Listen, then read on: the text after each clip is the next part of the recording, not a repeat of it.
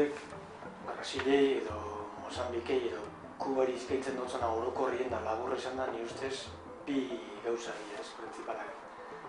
Batetik, euren gerua eraikiteko ikuspegi bat,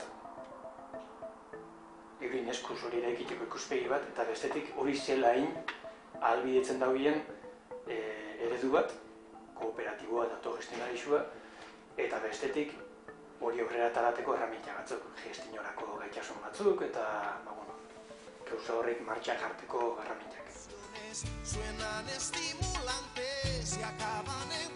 Helburu printzipalenak, di alde batetik, aktibidade ekonomiko berrixak martxan jartzeko metodologia bat Kubako kontestura egokitzea, eta horretarako erabiltzen gabitzen formazio mota da, enpresagintza, enpresa kooperatiboen kudeaketa eta kooperatibigintza.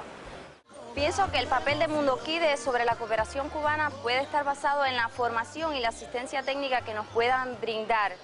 Lo que quiere Mundo Kide es lo que quiere Cuba.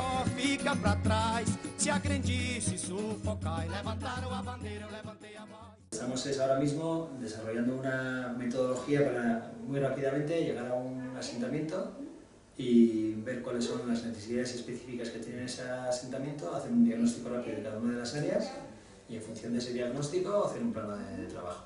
Os valores que tem na construção, né, das cooperativas da Mondragon serve para a gente estar construindo as nossas cooperativas, fortalecendo as nossas agroindústrias.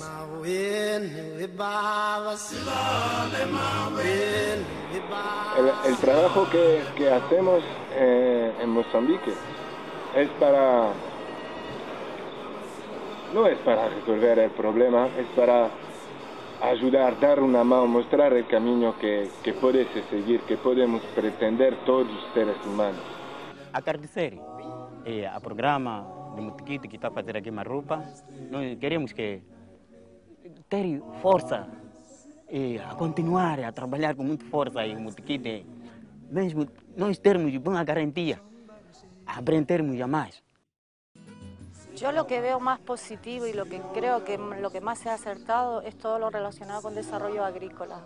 La gente está a recoger unos frutos, mejora sus condiciones de vida, es lo que más motiva a la gente y donde ve unos resultados a corto plazo y ve sus condiciones en general y eso afecta a una cantidad de gente importante.